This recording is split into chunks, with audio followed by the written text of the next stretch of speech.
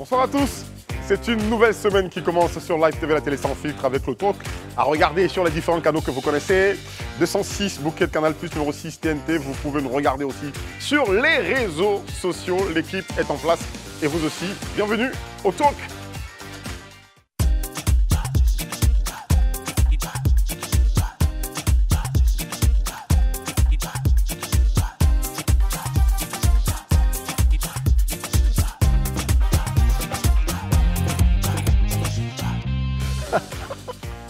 Merci d'être avec nous sur Live TV, la télé sans filtre. On est très heureux de vous retrouver donc ce lundi. Et on vous souhaite une excellente semaine à regarder les programmes de Live TV, la télé sans filtre. L'équipe de charme, elle est là avec Barry Abdulrahman. Bonsoir Eric, bonsoir à la Barry. team et bonsoar à tous. Je vous exhorte à regarder cette émission de bout en bout avec tous les débats qui vont avoir lieu ici. Parce que les avis sont tranchés par ici. À côté, qui remplace Isabelle Beauvoir qui n'est pas avec nous aujourd'hui. Jessica Koné, bonsoir. Bonsoir Landry, Comment ça va? bonsoir chez vous, bonsoir à tous. On a souvenir qu'on l'appelle le petit chaperon rouge. Donc elle Aujourd'hui a c'est ramené légitime, le petit chaperon son rouge. chaperon Oui. rouge. Elle est toute belle avec son voile, hein, c'est génial. Herman Aboua est avec nous. Bonsoir Eric, bonsoir tout le monde chez vous. Bonsoir Jessica, je suis content de te revoir. Plaisir de vous revoir. D'accord. Et puis la toute belle, naturelle, avec ses nappies là, que nous aimons beaucoup désirer de Néo. Bonsoir Herman, bonsoir la team et puis bonsoir chez vous. D'accord, tu aimes beaucoup Herman, mais moi je suis Eric. Hein, Oh là là. Non mais conférence de rédac en fait, tu m'en Je vous ai dit, restez à l'écoute, à regarder cette émission. Il va se passer des choses ici, qui sont passées en antenne et qui vont continuer à se passer ici. Nous allons commencer cette émission avec le point sport, bien sûr. Bienvenue. Les mondiaux de Budapest en Hongrie sont en cours. Les Ivoiriens y sont. Et puis, comment se comportent-ils? On va en parler dans cette émission, dans ce point. Jessica? Oui, effectivement, donc ces mondiaux-là ont débuté le 19 août. Et elles auront lieu jusqu'au 27 août, donc bientôt. Il faut savoir que c'est une compétition qui réunit 200 000 athlètes. 200 000 athlètes. 200 000? Voilà, oui, 200. 2000. Oui, 2000, pardon, 2000 autant pour moi, 2000 athlètes et qui viennent de 202 pays. Voilà. La Côte d'Ivoire est représentée par 6 athlètes au total. Donc, honnêtement, c'est un enjeu. 5 femmes, il faut préciser, 5 femmes. Oui, et un 5 homme. femmes et un seul homme. Nous sommes majoritaires, c'est une bonne nouvelle. Il faut aussi savoir que depuis 2017, la Côte d'Ivoire n'a pas encore glané de médailles. Donc ça a été une belle opportunité pour nous, sauf qu'on est resté sur notre faim. Moi, je reste encore sur ma faim parce que le gouvernement ivoirien ne soutient pas assez. D'accord, on va pas aller vite en besogne. Hein. Oui, en même temps, on tape sur la faut table. pas que l'émission soit on y regardée va, comme celle quoi. qui lapide. Non, pas du tout. On situe les choses. Hein. On va pas vite aller en quand besogne. même. Très bien. Donc poursuivons avec l'avis d'Herman. On peut déjà féliciter Talou, notre compatriote qui est qualifié pour la finale. Elle vient de terminer à ex-aequo avec Jackson, la Jamaïcaine Jackson. Donc bon, je veux dire qu'on est encore dans la À course. l'instant, elle a couru à 19h15. Oui. Elle a terminé avec quel 10,79. 10,79. Donc, je veux dire qu'on est encore en pleine course. Et puis, elle a dit une chose. Hein. Elle a dit, par exemple, que je cours vraiment vers l'or. Et puis, j'espère, je crois que je peux me le faire. Et puis, cette demi-finale vient de montrer qu'elle peut le faire. Elle peut le faire, elle est en finale. Oui, en bien. finale, ça va se produire incessamment. Je crois que dans une demi-heure. Dans une demi-heure, la finale. Ouais. Ça va vite. Hein. Donc bravo, Talou. Hein. Toute la Côte d'Ivoire est avec toi. Ok, c'est 10, combien? 10,79. 10,79. On espère que. Ex-aequo avec la Jamaïcaine. Voilà, elle va hisser haut les couleurs orange, blanc et vert donc de la Côte d'Ivoire. Donc c'est le lieu de saluer. Hein. Aujourd'hui, on voit que cette année, elle a de très belles performances. Oui. Il y a ce qu'elle n'arrivait pas à atteindre comme objectif qu'elle atteint maintenant, parce qu'il y a l'encadrement qui a changé. Aujourd'hui, elle a beaucoup plus de moyens, elle est beaucoup plus suivie. Et ça s'interpelle sur la question de la prise en charge de ces athlètes-là. D'accord. On a vu Je sais qu'avec, on s'est déjà en parler.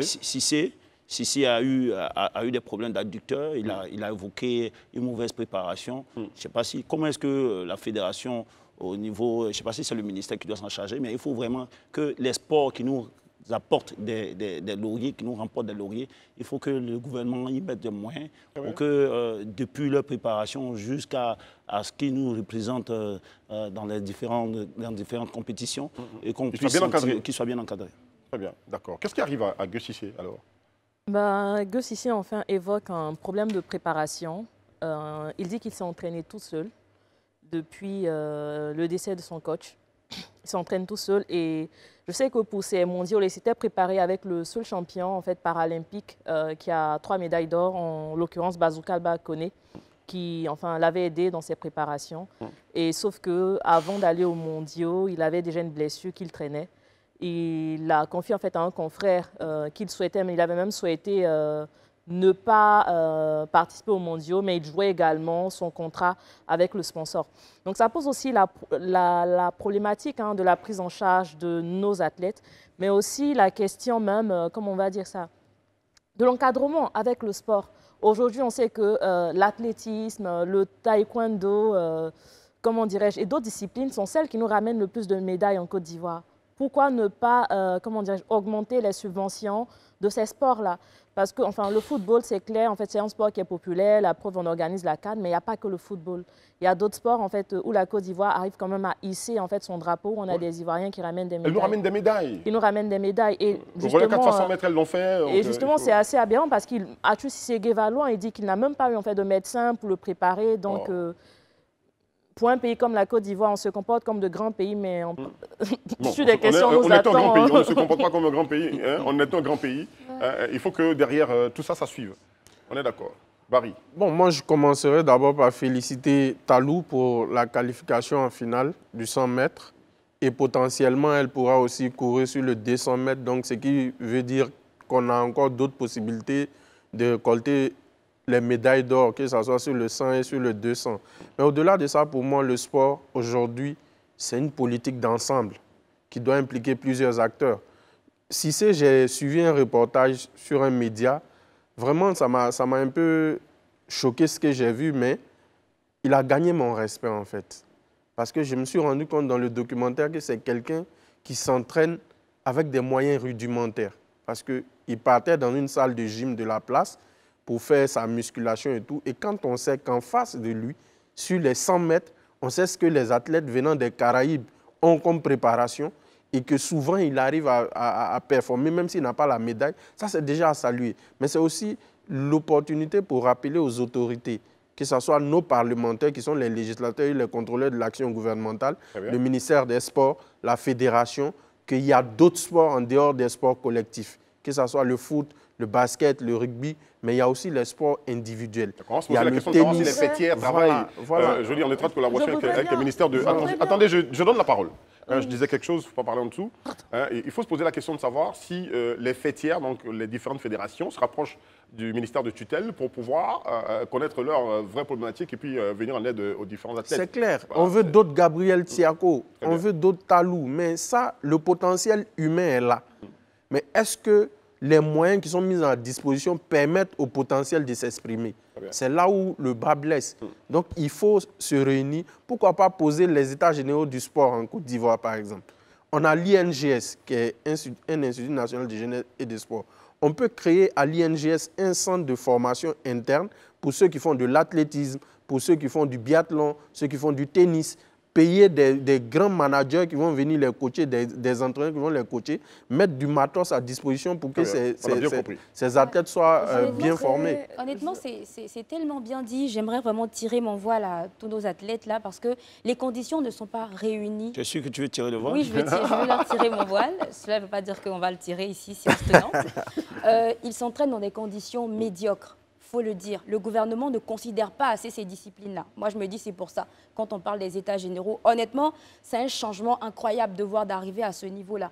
Mais il faut commencer quelque part. Est-ce que les moyens sont mis à leur disposition? On ne demande pas de leur budgétiser énormément d'argent, mais il faut considérer ce sport, cette discipline, parce que c'est quand même le drapeau ivoirien qui est rehaussé partout dans le monde quand il y a des médailles. Mais quand, je veux dire par exemple, pour ces mondiaux, là, ils sont allés au total avec 6 athlètes, mais au final, il reste combien? Il nous reste combien? Déjà, on aurait pu en avoir plus si on avait consacré beaucoup plus d'intérêt à cette discipline et surtout à leur préparation dans les conditions dans lesquelles surtout ils sont partis. On se plaint aujourd'hui parce qu'il y a, je veux dire, on n'a que 6 non seulement, mais bon, tous les 6 ne sont pas bien encadrés. Ne sont pas bien gradés, hein, c'est ça. Mais bon, on ne se plaignait pas du tout quand au championnat africain et autres championnats, il y avait des médailles qui venaient. On va se poser la question de savoir, mais comment elle fait, notre Marie-Josée? que les autres ne font pas. Après Marie-Josée Talou, pour qui suit Marie-Josée Talou depuis ses débuts, moi j'ai eu quand même l'occasion de la suivre, enfin on va dire depuis Dakar. Elle s'entraînait aussi sans sponsor. Majo a commencé en fait à courir au stade de Dakar et à l'époque, c'était encore l'époque de Muriel et elle avait du talent mais il n'y avait pas non plus de subvention d'accompagnement en fait qui suivait. Un peu comme Atou Sissé, elle a galéré jusqu'à être repérée en fait par des sponsors. Donc on a pas mal de Marie-Josée Talou. Et moi, en fait, la réflexion que je veux faire, c'est d'aller au-delà. On parle aujourd'hui d'OASU en Côte d'Ivoire, qui est l'Office ivoirien des sports scolaires et universitaires. Mais on a des talents là, il faut aller piocher là. Il faut pouvoir peut-être, à un moment donné, on parle des réformes enfin, de l'éducation, des états généraux de l'éducation, pour pouvoir aussi développer ce qu'on appelle le sport-études. Ça fonctionne bien, en fait. Ailleurs, il y a des lycées, en fait, pour des athlètes, des lycées, en fait, pour footballeurs. Dans les pays anglophones, surtout. Donc, il faut pouvoir accompagner cela. Non, moi je pense que l'OASU, l'opération se poursuit, ils ont repris, mais seulement que ce n'est plus comme avant par le passé. Bon, il faut que ça le devienne. Il faut les renforcer avec des moyens financiers et techniques. Il y a plusieurs bons athlètes quand même qui sont sortis. Il y en a. Le compétition scolaire. On a tous joué les OASU, mais bon, on a choisi le micro. Eric, ce que je veux dire, je veux ajouter quelque chose. On a un peu mal aussi pour Mireille Aouré qui n'a pas pu le succès, c'est une volonté. D'accord. Quand tu veux, tu crées les conditions pour atteindre tes objectifs. Ouais. Si la Côte d'Ivoire veut réellement avoir des athlètes au 100 mètres formés, aguerris, qui peuvent rivaliser avec les Jamaïcains, les Américains, les Bahaméens, c'est possible. Il faut juste la volonté. D'accord.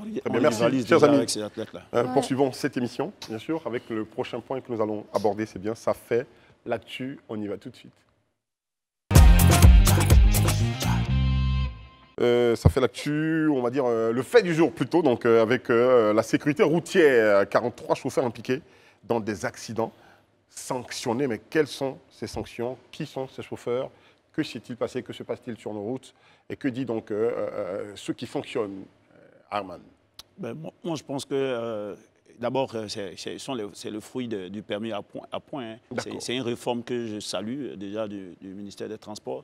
Parce qu'il y a trop d'indisciplinés sur nos routes. On en a parlé pas plusieurs fois ici. Ceux qu'on sanctionne sont ceux qui ne respectent pas le code de la route, tout simplement, et les pratiques de bonne conduite.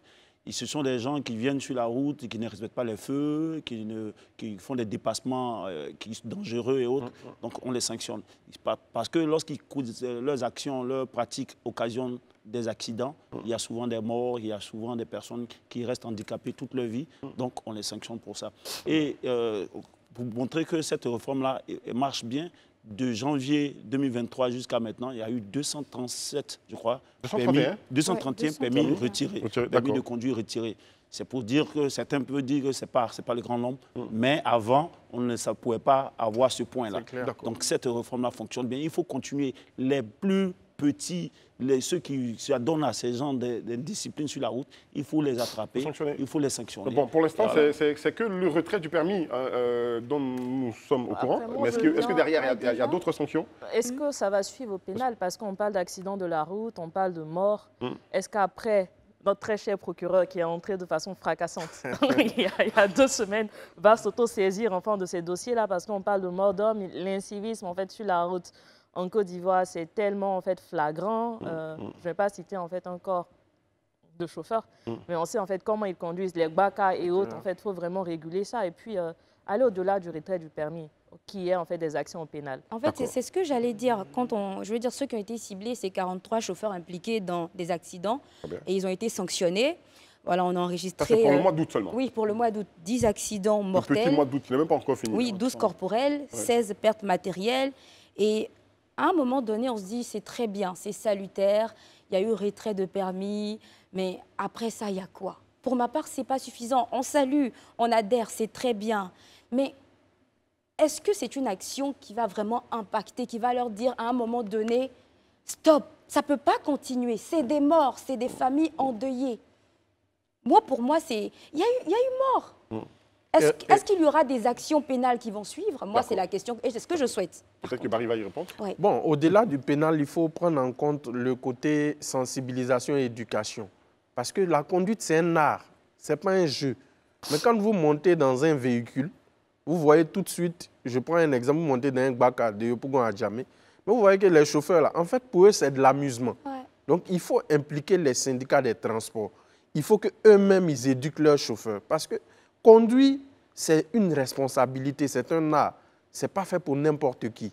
Mais là, je suis d'accord aussi avec mes amis, c'est qu'au-delà du retrait des permis, qui est déjà à saluer, c'est un premier pas, l'État fait un premier pas, mais nous, on encourage monsieur le procureur de la République à envisager les poursuites pénales pour ceux qui sont susceptibles d'être poursuivis. Parce qu'il y a des accidents qui produisent des décès. Il y en a qui meurent par la faute d'un chauffeur peut-être qui est sous effet de l'alcool ou de la drogue ou du vaudit, on ne sait pas, parce que c'est leur travail. Non, on ne se fait pas de marque, voilà. c'est pas grave. En griffe, de l'alcool, excusez-moi. Voilà, de boissons alcoolisées, d'amphétamines et tout ça. Donc, il faut que le gouvernement sévisse. Si le gouvernement sévit, vous verrez qu'eux-mêmes, ils feront la campagne auprès de leurs collègues. Ah, tu as vu l'autre, il a tué telle personne en prison, hein. Il faut prêter attention. C'est comme ça que ça va aller. Donc, il faut combiner la carotte et la chicotte. Oui. Moi, je pense que je ne crois pas qu'au niveau pénal, il n'y a pas de poursuite. Ici, c'est une commission technique qui est chargée de statuer sur les permis, s'il faut les retirer ou pas. Donc, je pense bien que s'il y a une infraction qui mérite d'être poursuivie au pénal, je pense que les autorités compétentes, enfin, la police et autres, là, gère cela. En fait, c'est ce qu'on espère. Moi, j'ai lu une allocution, une intervention du ministre du Transport qui a aussi signifié un fait qui est très important. Il a demandé aux transporteurs de faire attention à qui ils remettent leur véhicule. On a aussi cette responsabilité. Avant que ce dernier soit au volant de ton véhicule, est-ce que tu as vérifié qu'il a les qualifications pour? Est-ce que tu as vérifié qu'il a obtenu son permis de conduire? Il est informé sur la manière dont il faut exercer ce tard. Si c'est Barry l'a dit tout à l'heure. Mais souvent, quand on parle entre avoir le permis et avoir la bonne conduite sur la route, je pense que tout le monde a le permis. Hein, mais bon, derrière ça, il faut avoir la constance. Souvent, le chauffeur titulaire passe le véhicule à quelqu'un d'autre. Parce que c'est aussi la réalité du terrain. Souvent, le propriétaire du véhicule, il connaît son chauffeur. Il lui donne son véhicule, il sait qu'il est compétent. Mais le chauffeur, dans le cas des Gbaka, il passe la main à ses collègues. Et généralement, c'est de là que tout part. Parce que le collègue, souvent, ça peut être un apprenti qui vient d'avoir son permis, qui n'a pas la main, mais qui veut rouler. Donc, il s'en fait des dégâts. Lorsqu'on parle des acteurs du secteur du transport, je ne crois pas suffisamment qu'on associe les écoles, les auto-écoles. Parce que c'est de là-bas. Souvent, tu peux avoir un permis de conduire en 2 semaines, en 10 jours, souvent même sans suivre même. Et puis, il y a des formules qui trouvent. Ces choses-là, ça doit pouvoir cesser le gouvernement. C'est vrai que lorsqu'il y a l'accident, les gens sévissent, mais il faut qu'ils commencent aussi à regarder de très près les auto-écoles. Au-delà, enfin, des auto-écoles, moi, je pense qu'il faut aller même au niveau de la formation de base, parce que la conduite, c'est une question d'éducation civique. Encore une fois, je reviens avec cela. Moi, je sais qu'en France, déjà, depuis même la maternelle, on apprend déjà le code de la route aux enfants dans des parcs, il y a des espaces aménagés. Ici aussi, on le fait. Ici, on le fait, j'ai déjà vu ça. Dans nos livres, en fait, de façon pratique, en fait, il faut que ça se fasse, il faut que ce soit renforcé. Enfin, ce soit renforcé pour que les gens sachent que la route, en fait, ce n'est pas du jeu. Il faut attirer la conscience, donc je veux dire, l'État fait son travail derrière, mais bon, qui se met au volant d'un véhicule de transport a sous sa responsabilité des vies humaines, et non du bétail. C'est des hommes que vous transportez. À un moment donné, il faut faire attention. On s'adresse aussi aux véhicules personnels, donc soyez très corrects sur les routes et patients dans les embouteillages. Ne roulez pas en sens inverse. Nous qui rentrons après cette émission, on constate beaucoup de choses sur les routes, donc sur notre trajet. Les gens roulent en sens inverse parce que pressés de rentrer chez eux, plus pressés que nous d'ailleurs, nous qui sommes dans les embouteillages. Que la paix règne sur nos routes. Allons-y tout de suite avec Ça fait l'actu. Ça fait l'actu, un autre feuilleton, un autre épisode du feuilleton Niger, bien sûr, avec la junte au pouvoir qui annonce une consultation nationale et une transition militaire de 3 ans, tout au plus. Voilà, commentaire désiré. Déjà, de toutes les manières, la junte, on va dire qu'elle commence à asseoir son pouvoir. Il y a eu, il y a à peu près une semaine, enfin, une nomination d'un Premier ministre, d'un gouvernement. On est face à une junte qui, contrairement à ce qu'on nous disait, en fait, était fermée au dialogue, qui commence à dialoguer quand même, a reçu des émissaires de la CEDEAO ce week-end, qui appelle au dialogue. Bon, c'est pas nouveau de voir enfin des juntes appeler au dialogue, surtout quand on regarde ce qui se passe au Burkina Faso.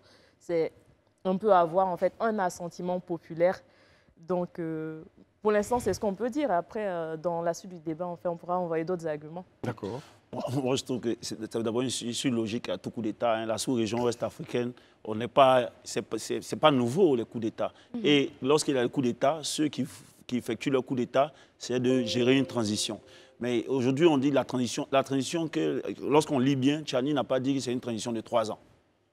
Ça peut être 3 jours. Il a dit qu'elle ne dépassera pas 3 ans. Ouais, Elle n'ira pas au-delà de 3 ans. Je ne sais pas pourquoi les gens veulent forcément lui dire qu'il veut rester au pouvoir pendant 3 ans. Non, il n'a pas dit ça. Il dit que la transition ne doit pas aller au-delà de 3 ans. Donc, j'imagine que le dialogue inclusif auquel il appelle va décider que ça soit 6 mois, 9 mois, et il va se conformer à cela. On espère bien. Très bien. Excuse-moi Herman, mais permets-moi de dire que ce n'est pas parce qu'il a dit qu'il n'allait pas excéder 3 ans qu'il ne peut pas faire 3 ans.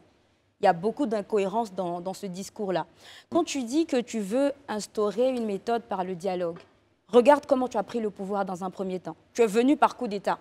Tu ne pouvais pas venir au pouvoir par le dialogue. Il fallait que tu viennes par un coup d'État. Il y a beaucoup d'incohérences dans cette histoire. À un moment donné, il faut se dire les vérités. Il a dit qu'il n'allait pas excéder 3 ans. C'est des gens avides de pouvoir qui ne sont contre la démocratie. Et à un moment donné, non, c'est un coup d'État. Et ce n'est pas acceptable. Jessica, on est depuis le 26 juillet jusqu'à maintenant, on est très loin de ce débat où on épilogue sur les raisons du coup d'État. Oui, laissons les Nigériens épiloguer. Nous, on est en train de voir comment est-ce que l'ordre constitutionnel auquel tout le monde l'appelle, comment est-ce que ça peut se réaliser concrètement. Derrière ça, comment réagit la CEDEAO qui était quand même passée là-bas le week-end, mais bon, à l'annonce de ce délai de 3 ans, tu te vois sourire. Qu'est-ce qu'annonce la CEDEAO déjà? Non, mais la CEDEAO est dans une logique depuis le début. Elle a ouvert une porte pour le dialogue, elle a ouvert une porte pour la dissuasion et pour l'intervention militaire. La CEDEAO a envoyé une délégation. Quand vous suivez la réunion des chefs d'état-major, la conclusion, c'est ce qui a été dit. Une délégation partira, mais l'opération militaire aussi sera actionnée. Si on ne gagne pas gain de cause, on va gagner gain de cause par la contrainte. Mais ce que je veux dire au-delà de tout ça, moi, le général Tchani, en fait, ce qu'il fait là, c'est ce qu'on appelle l'imposture politique et intellectuelle. C'est comme ça que le capitaine Traoré a dit aux Burkinabés qu'il ne savait pas qui allait diriger la transition, que c'est le dialogue national là, qui allait désigner le chef. Or, on savait tous que c'était un processus pour se légitimer en tant que chef de la junte. Le colonel Doumbouya l'a fait en Guinée. Ça fait 2 ans bientôt, le 5 septembre, il est là. Son premier ministre vient de dire que sur les 600 millions de dollars dont ils ont besoin, ils n'ont que 40 millions, alors qu'il leur reste juste environ 1 an et demi. Le colonel Goïta, on l'a vu. Donc, c'est le même mécanisme. On a en face de nous des gens qui veulent faire la politique. Mais comme ils ne sont pas compétents sur le plan des idées, ils ont décidé d'utiliser les ressources qu'ils ont. Ce sont les armes. Donc, en réalité, tout ce truc de dialogue, c'est des prétextes. Le général Tchani a des prédécesseurs. Le commandant Salou Djibo a fait un coup d'État en 2011. Il a pris 10 mois pour faire sa transition. Il est parti.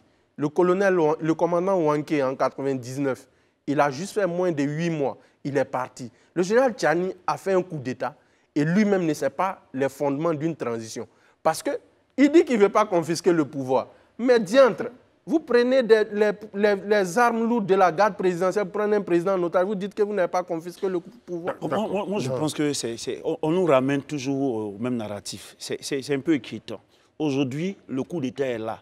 Ceux qui appellent à l'intervention militaire, est-ce qu'aujourd'hui, là, ils ont les moyens de le faire? Ils ont les moyens de le faire et ils le feront. Je peux me laisser terminer, moi. Ils le feront, j'espère bien. De toute façon, il y a deux semaines, on te voyait à la tête d'un peloton de force spéciale pour aller intervenir. Non, mais lui, on rentrait, lui, Barry, on rentrait. C'est ce qu'il disait ici, le schéma. On rentre en Niamey et puis c'est quelque chose dans 15 minutes. Non, ce n'est pas un film, un polar américain. Aujourd'hui, c'est qu'il y a un fait qui est là. Les autorités nigériennes, la junte au pouvoir, a constitué un gouvernement civil et militaire. Ça veut dire qu'il y a des techniciens. Le Premier ministre même, ce n'est pas nouveau cette question de... Quand il est allé dernièrement au Tchad, il a dit aux voisins tchadiens que nous sommes dans un processus de transition. Mais moi, je veux revenir à le président Bazoum lui-même. Quand il y a eu le coup d'État au Tchad, qu'est-ce qu'il a fait? C'est quelqu'un qui a dit... Donc, qui avait salué le coup d'État. Non, il avait salué le coup d'État. Il a des vidéos qui passent, qui avaient salué le coup d'État au Tchad. Donc, toi aussi, tu salues le coup d'État. Non, faut pas. Je suis en train de te parler d'un acteur actuel. On parle d'un fait. On parle d'un acteur actuel. Attends, il faut que je lui réponde. Tu vas répondre, mais laisse-moi terminer. Je fais quand même de respecter la discipline qu'Éric a évoquée ici. Ok, vas-y. Le président Bazoum lui-même, lorsqu'il a eu le coup d'État au Tchad, il a même justifié que le coup d'État, c'est quelque chose qui est salutaire pour le peuple nigérien, un Tchadien. Aujourd'hui, il est confronté aux mêmes réalités. Moi, je ne suis pas en train de justifier le coup d'État, mais on ne doit pas avoir une appréciation des coups d'État à géométrie variable. Eric, s'il te plaît, laisse le répondre. S'il te plaît. Le général Tchiani, commandant de la garde présidentielle, fait un coup d'État. Moi, je vais interpeller les Nigériens. L'histoire, elle est fraîche. Les faits sont les faits. On veut aujourd'hui, il y a certains qui veulent lui trouver une légitimité. Il y a un monsieur au Niger qu'on appelle le commandant Zangina. En 1999, quand ils ont fait le coup d'État, qu'ils ont tué le général Barré, le commandant Zangina a été promu chef d'état-major de l'armée nigérienne. Ils ont négocié une amnistie après le coup d'État pour ne pas être poursuivis pour la mort du président Barré. C'est les Tchiani qui ont arrêté le commandant Zangina en 2021, colonel à la retraite à l'époque, pour le mettre en prison pour tentative de coup d'État. Il est mort. Tchiani, tu sais cette histoire.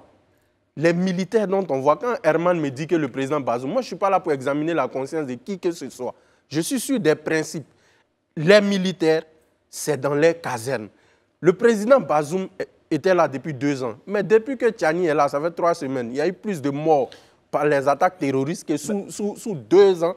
Sous les 2 ans de président du président. Barry, quand on t'écoute, on sait que tu es un mec qui lit beaucoup les bouquins. Mais la théorie des bouquins, ce n'est pas le réel politique. Dans une crise comme ça. Quand tu parles de réel politique, tu parles de quoi? C'est de légitimer le coup d'État. Tu sors des données historiques. Non, mais je te donne des faits. Ne parlez pas tous ensemble pour qu'on comprenne. On va vous mettre en pause. On permet à Désiré d'intervenir. Je voudrais quand même qu'on dépasse un peu, vous voyez, un peu les questions de la guerre du Péloponnèse, en fait, passionné de relater en fait, l'histoire de la guerre. Oui, on est face à un cas aujourd'hui au Niger. On a une junte en fait, qui est en train de s'installer. On a la CEDEAO qui a quand même réagi face à, comment dirais-je, au désir de 3 ans enfin, de transition de la junte. De façon assez virulente quand même, cette réponse donnée. De façon virulente. La CEDEAO en fait, a dit qu'il ne fallait pas aller, enfin 3 ans c'était trop, il fallait un retour à l'ordre constitutionnel.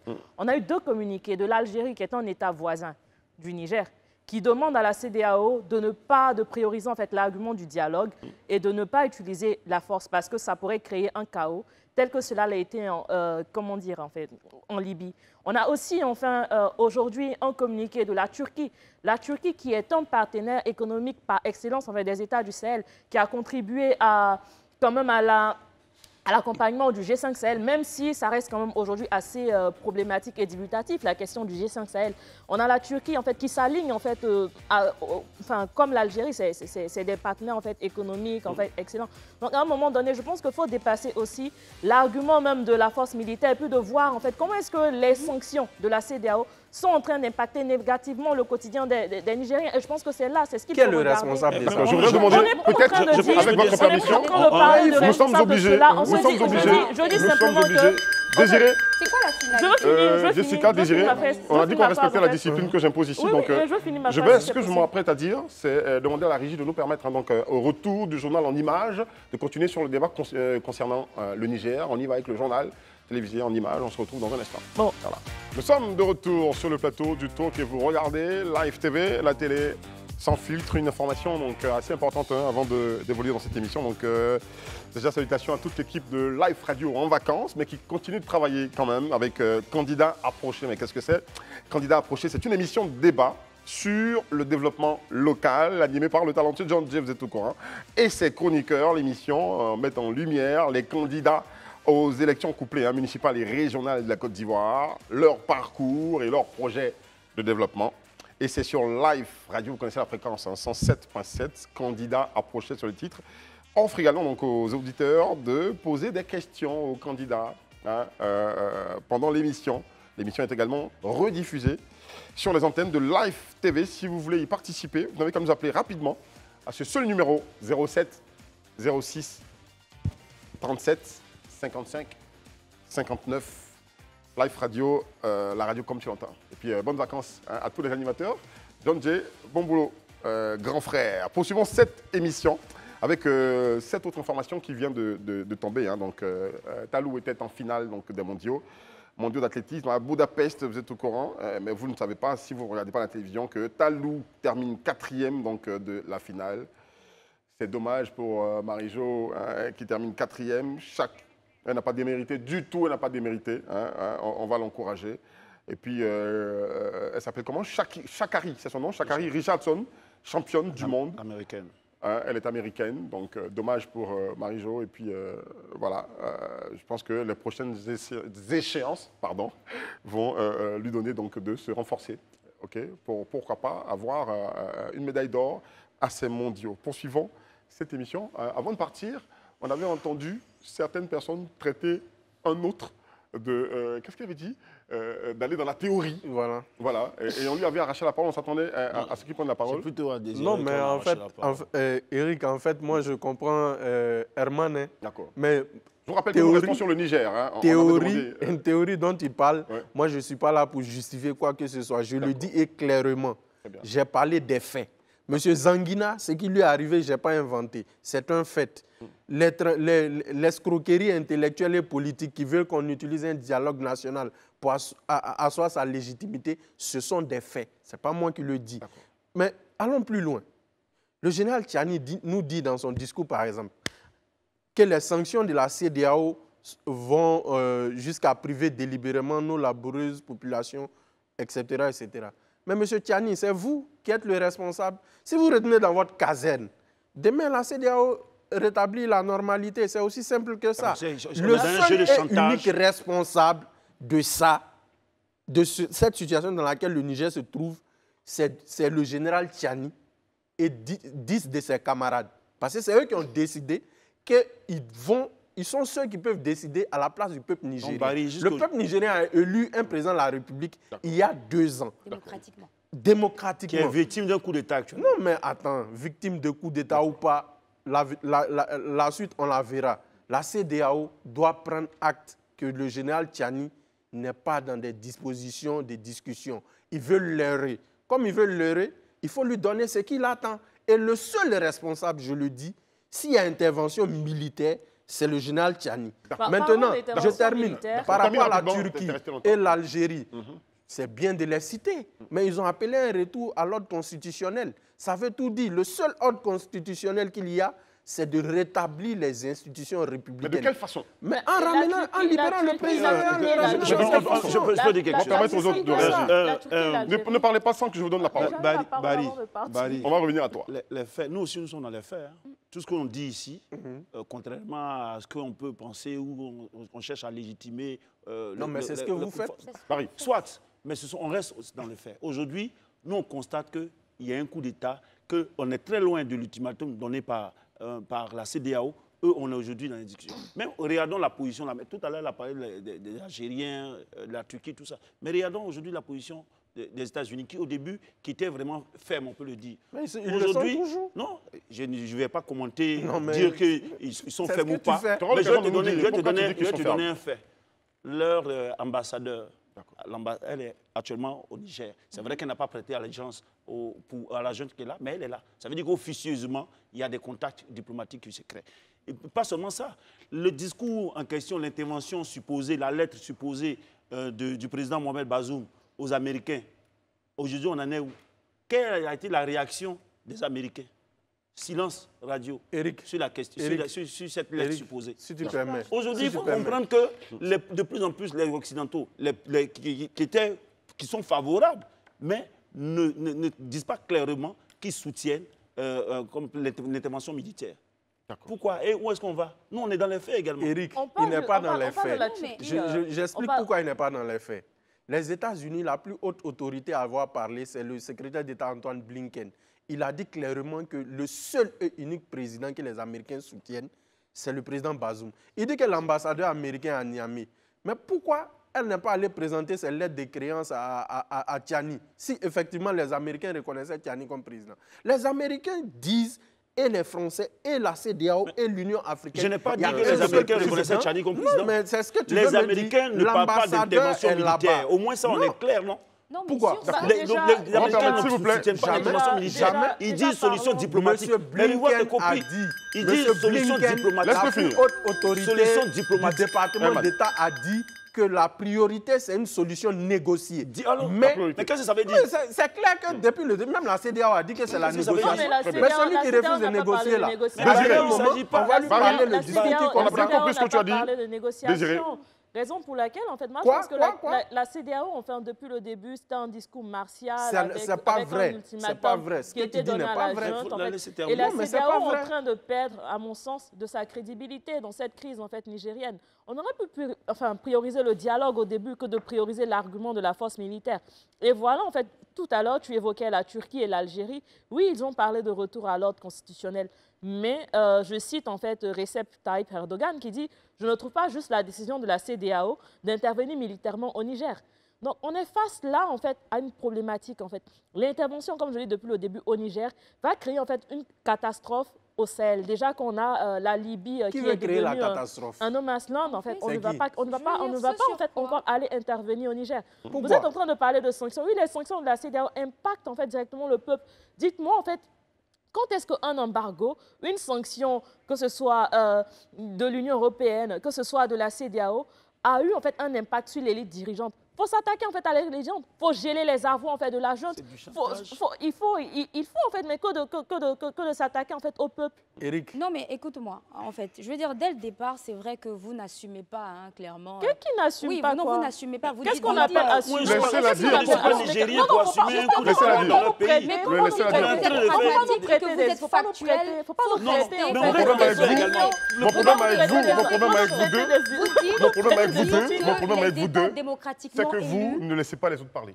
Ouais, N'est-ce pas? Donc il faut déjà se calmer. Finir. Faut laisser les autres vous parler, dites que vous les États démocratiquement... Laisse finir, non, laisse non, finir. au moins on vous a écouté, il faut écouter les autres aussi. Nous sommes en On démocratie va quand même, écouter. même si vous n'aimez pas trop ça. Ça fait souvent souffrir. Non, Ok, donc à un moment donné, non, je je peux finir, merci.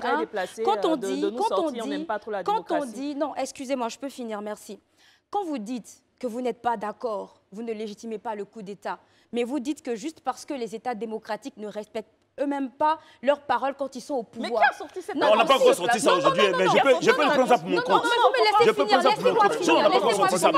Herman a dit tout à l'heure, par contre, Herman a dit tout à l'heure que le général, il a dit qu'il n'allait pas excéder 3 ans, mais il peut faire 3 mois. Mais il peut faire 3 ans aussi.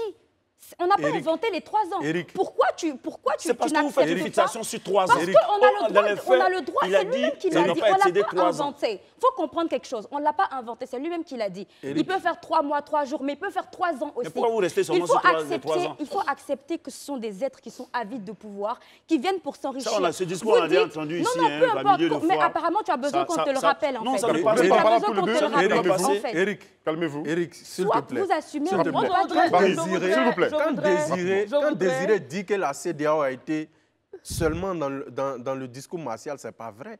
Ce n'est pas vrai. La CEDEAO a envoyé combien de délégations au Niger depuis le début du conflit? Elle a brandi dans une négociation, il y a plusieurs niveaux. Mais quand tu as face de toi des gens qui détiennent un président de la République avec une puissance de feu, tu leur tends la carotte et le bâton. La CEDEAO a été la première à dire, à parler des négociations. Elle a envoyé une délégation. La junte a refusé de recevoir la délégation. Te demander quelle est la prochaine étape. Toi qui parles de l'intervention militaire. La prochaine étape. S'ils ne veulent pas entendre raison, on leur a dit. C'est l'intervention militaire. Et cette intervention militaire-là, je veux bien que des gens me disent qu'on n'est pas dans... La Libye, ce n'est pas le Niger. Kadhafi, sa puissance de feu, ce n'était pas la puissance de feu du Niger. Je veux bien et dernièrement, c'est vrai, Barry est sociologue. C'est que la CEDEAO doit passer passer à l'action suivante, qui est celle de ramener le président Bazoum dans ses fonctions et arrêter ces généraux-là. Et pas Barry est sociologue. Rapidement, Barry est sociologue, mais il n'est pas géopolitologue. Le Niger, c'est 11 frontières. Je tiens juste à rappeler cela et puis on verra quelle incidence en fait aura cette fameuse intervention militaire parce qu'on a l'impression que les gens sont un peu dans les commandos américains qui vont intervenir pour chercher, je ne sais pas quel... Je suis sûr que tout ce que vous voulez... Quand ils vont prendre Tiani, c'est vous les mêmes qui allez venir dire que la CDR est partie faire la guerre. Nous voulons nous tous sur ce plateau. C'est que quand Tiani sera mis aux arrêts, c'est vous les mêmes qui allez... termine. Merci à vous tous pour vos différents points sur cet autre épisode concernant le Niger. On va fermer cet épisode pour aujourd'hui. En tout cas, on est sûr que d'ici la fin de la semaine, on va revenir là-dessus encore. Et tout ce que nous voulons, nous désirons du fond de notre cœur, c'est la paix dans notre monde, surtout la paix en Afrique et la paix au Niger. Dans le dialogue surtout. Voilà. Alors, poursuivons cette émission avec l'info du jour. L'info du jour,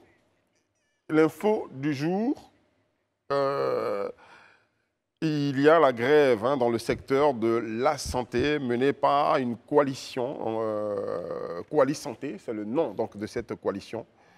Nous allons voir en ligne dans quelques minutes, dans quelques secondes seulement, donc, le porte-parole de cette coalition. Son nom c'est Kofi Narcisse, voilà, qui va nous donner les raisons donc, de ce mouvement d'humeur qui a commencé quand même depuis quelques temps, avant de l'avoir. Ils sont dans une reconduction de leur grève. Très bien. J'imagine que peut-être que ça n'a pas été suivi, peut-être qu'il va nous donner les raisons. D'accord. Mais bon, on en parle un peu quand même le temps qu'on arrive à l'avoir en ligne. On l'a au téléphone. Monsieur Kofi Narcisse est au téléphone avec nous. Alors, Monsieur Kofi Narcisse, vous êtes sur Live TV, la télé sans filtre. Je suis Eric Landry. Avec moi sur ce plateau, il y a Barry, Jessica Koné, il y a Herman Abois et il y a Désiré Dénéo. Merci de vous prêter à nos questions. Monsieur Kofi, bonsoir. Bonsoir, monsieur. Alors, bonsoir à toute l'équipe. Très bien. Vous observez donc un mouvement de grève depuis un moment, n'est-ce pas? Oui, bien sûr. Quel est le but? Quelles sont les raisons? Quelles sont les raisons? Quel est le but? Quelles sont les raisons de cette grève? Ok, d'accord. Vraiment, on voudrait vous remercier au nom de la coalition des syndicats de la santé et syndicats associés. En tant que porte-parole, je voudrais vous dire merci pour l'occasion que vous nous offrez pour qu'on s'exprime sur cette situation de grève dans le secteur santé.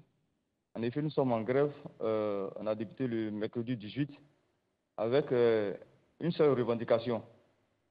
C'est-à-dire les effets financiers de la loi portant réforme hospitalière. Voilà. Donc, si on veut bien comprendre les raisons, voici la revendication principale. Mais nous sommes arrivés à la grève parce que depuis que cette loi a été promulguée en juillet 2019, jusqu'à ce jour, certains décrets ont été pris, mais les décrets à effet financier qui sont les sources de motivation du personnel de santé n'ont jamais vu le jour. On a fait croire que ces décrets étaient pris, mais en réalité, on a vu que ces décrets n'ont jamais vu le jour. D'accord. Bonsoir, monsieur. J'ai une question pour vous. Madame, bonsoir. Je voudrais savoir si votre syndicat est parti aux discussions avec le Premier ministre concernant la trêve sociale. Effectivement. Sur cette question de trêve sociale, on est très à l'aise parce qu'en réalité, la trêve sociale, la signature de la trêve sociale avec le gouvernement, c'est le couronnement d'un long processus. Voilà. Avant que ça soit une trêve sociale telle que signée et connue de tous les Ivoiriens, il y a ce qu'on appelle les revendications sectorielles qui ont été portées à la connaissance de la fonction publique et que tous les syndicats d'ailleurs ont analysé dans leurs différentes fêtières, dans leurs différentes centrales et signataires. Alors, nous aussi, nous avons analysé ces différents documents-là et c'est fort de ces documents d'ailleurs que nous avons signé la trêve sociale. Et dans la trêve, qui est un engagement bipartite, normalement, l'État a ses engagements. Et parmi ces engagements-là, on avait ces revendications qui étaient versées au dossier qui doivent être satisfaites aussi. Pour nous, agents de santé, lorsqu'on partait à la trêve, ce dossier était déjà un dossier clos. Parce que je vous rappelle qu'en décembre 2021, après que le Premier ministre nous a reçus le 16 novembre, on a pu avoir un protocole d'accord avec notre ministre et avant de rencontrer le Premier ministre qui nous a dit qu'effectivement, nos décrets sur la loi portant réforme hospitalière allaient passer en Conseil des ministres, allaient être signés le 1er décembre 2021. Et à notre grande surprise, lorsque ces décrets sont sortis effectivement le 1er décembre, on a pu voir tous les décrets, sauf les décrets à effet financier des agents de santé. Voilà. Et donc, lorsqu'on a demandé à notre ministre quelle était la situation, il nous a rassurés en disant que c'est effectivement tous les décrets qu'on avait travaillés, y compris les effets à effet financier, ont été aussi signés. Mais c'est pour ne pas ébruiter ces dossiers à effet financier, ces décrets à effet financier, et ne pas susciter la colère chez d'autres fonctionnaires, que ces dossiers vont rester assez secrets. Mais qu'on lui fasse confiance et que ces décrets ont été signés en attendant la date d'application. Pour nous tenir en haleine, il a soulevé la question de la prime Covid, qui était quand même une motivation, même si c'est lors d'un événement malheureux qui est la pandémie à coronavirus qu'on a pu l'avoir, on nous a tenu en haleine avec cette prime-là, comme quoi cette prime ne finira pas sans qu'on puisse avoir les effets financiers de la loi portant réforme hospitalière. Moi, j'ai rapidement deux questions à vous poser. La première, c'est aujourd'hui, si vous êtes arrivé quand même à une reconduction de la grève, c'est que visiblement, c'est peut-être pas suivi. Quel est le point de la grève que vous faites au niveau du secteur de la santé aujourd'hui? Et puis, deuxième chose, on constate que vous battez beaucoup pour les agents de santé parce que les réformes, c'est les effets financiers de la réforme que vous cherchez actuellement. Mais quels commentaires faites-vous lorsque des agents du secteur de la santé sont épinglés, comme récemment on a vu, lorsque certains ont été épinglés dans une histoire de trafic de vaccins? Qu'est-ce que vous faites suffisamment à ce niveau-là? Puisque très souvent, les populations, les patients se plaignent. Ok, merci monsieur. Merci pour la question. Je vais prendre la première question qui est le suivi de la grève. Généralement, ce sont des questions qui reviennent. Mais les grèves à la santé ne sont pas comme des grèves dans une boulangerie. Parce qu'à la santé, mieux qu'on fasse des grèves, parce que c'est une expression de notre mécontentement, on est aussi conscient que notre secteur, en tout cas, c'est un secteur de vie ou de mort. Et donc, faire la grève à la santé, on ne peut pas déserter pour dire qu'on est vraiment suivi. Tous les services, vous voyez bien notre modèle de grève, on a notifié des urgences partout, on a notifié des services minimum un peu partout, des services qui peuvent faire penser effectivement que la grève n'est pas suivie. Parce que quand on prend les urgences, gynécologie, la maternité, toutes les urgences, on prend la radio des urgences et autres, un hôpital peut fonctionner. Le service minimum, nous savons, est assuré. Alors, est-ce que vous avez échangé avec le ministère du tutelle depuis? Deuxième question. Oui, j'ai fini. Le monsieur n'a pas posé la question. D'accord. Concernant les agents de santé indélicats qui sont pris dans des forfaitures, il faut le dire, nous, notre coalition, pour ceux qui suivent nos pages Facebook, vous pouvez voir, on a toujours décrié ces genres de comportements-là. Et donc, on a demandé, d'ailleurs, excusez-moi, je termine, on a demandé que nos camarades puissent avoir des comportements disruptifs. C'est-à-dire que changer de manière de voir les choses. Et d'ailleurs, c'est ce qui nous écoeure. Parce qu'on ne peut pas demander qu'on change de comportement et les sources de motivation qui peuvent encourager ce changement de comportement-là restent en suspens. Donc, ça doit aller de pair, au fait. Et nous sommes d'accord que ce genre de comportement s'arrête. Aujourd'hui, quand on prend l'Ivoirien pour lui demander qu'est-ce que vous pensez des agents de santé, ils vont sortir tous les mots. Ils vont sortir des propos, en tout cas, des jugements qui ne sont pas dignes des agents de santé. Dites-moi à présent, où est-ce que vous en êtes avec le ministère? Est-ce que vous avez échangé avec le ministère? Qu'est-ce qui est ressorti donc, de cet échange? Alors, avant l'entrée en grève, le mercredi était précédé d'un mardi qui était férié. Donc, dans la nuit du lundi au mardi, on a pu rencontrer notre ministre, on a échangé longuement. Et nous, on lui a dit qu'en réalité, tout comme lui, on ne veut pas faire de grève. Mais c'était un moyen de pression et c'est parce qu'effectivement, c'est l'expression de déception de tous les agents de santé, vu toutes les promesses qu'on nous a faites, qui ne sont pas encore tenues jusque-là. Alors, on souhaite encore lui faire confiance, mais puisqu'on a eu plusieurs fois à parler de façon orale, à lui faire confiance sur ta parole d'honneur et qu'on n'a pas eu gain de cause, on souhaite que ce qu'il va nous dire là, il puisse mettre ça sur un document et qu'on puisse le matérialiser pour nos camarades. On peut avoir à donner des effets financiers ou bien des sources de motivation financière à des agents, mais le fait de signer ne veut pas dire qu'on le paye immédiatement, parce qu'ils ont relevé aussi les problèmes de difficultés financières que peut connaître notre pays. Donc, on a dit, bon, on n'est pas obligé, on n'exige pas qu'on soit payé demain ou bien après-demain.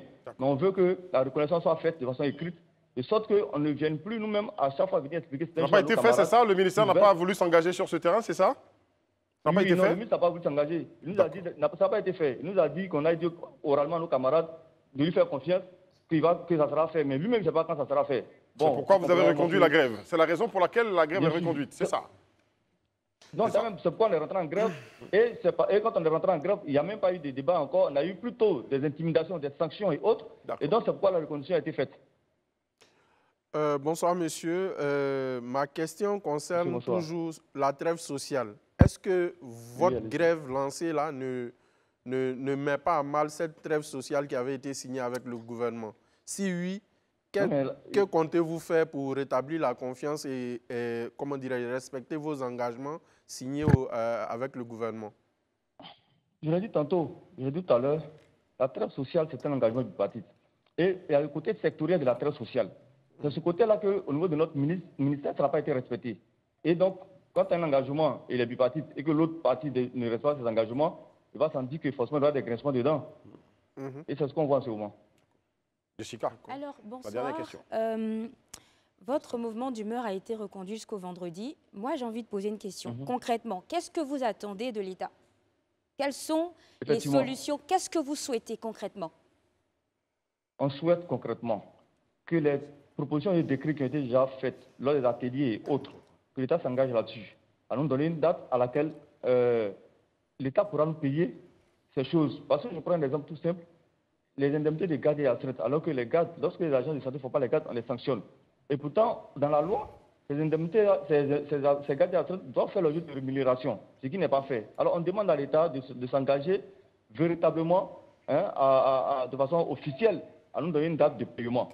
Ce n'est pas forcément dans l'immédiat, mais à nous donner une date de paiement, afin de creuser, de pousser à la motivation davantage les agents de santé qui aujourd'hui, dans leur ensemble, sont démotivés et sont découragés, déçus de l'attitude quand même de la tutelle. D'accord. Merci beaucoup, M. Kofi. Je vous en prie. On espère, nous, de notre côté, et pour toutes les populations, que ces négociations avec le ministère de tutelle trouvent bonne issue pour que le service minimum continue à être fourni, assuré surtout, et qu'il n'y ait pas de drame dans nos hôpitaux. N'est-ce pas? Vraiment. D'accord. Choisissez, je veux dire, l'option de la négociation. Voilà. C'est ce pourquoi nous avons beaucoup discuté à propos de négociations sur ce plateau. Nous, encore, on vous dit, négociez beaucoup pour que vous puissiez trouver un point d'accord avec le ministère. On attend les négociateurs, on attend la partie adverse, on attend les négociateurs. Sinon, merci beaucoup, à la négociation et on est disposé à négocier. Merci beaucoup, M. Kofi. Merci beaucoup. Je rappelle que vous êtes le porte-parole de cette coalition, donc Coalition Santé, qui est en grève depuis quelques semaines quand même, concernant des revendications, depuis mercredi dernier, précision, depuis mercredi dernier, avec des revendications portées au ministère, malgré la trêve sociale et tout ça. Mais bon, on espère que tout ceci va trouver bonne issue. Merci, les amis. Désiré, Eman Aboua, Jessica Koné et puis Barry et Aman, demain, ton mood. Pas de souci. Tu vas nous le servir. On arrive au terme de cette émission. On prendra plaisir à se retrouver justement demain, 19h15. Restez à regarder Live TV, c'est regarder la télé utilement. Shalom.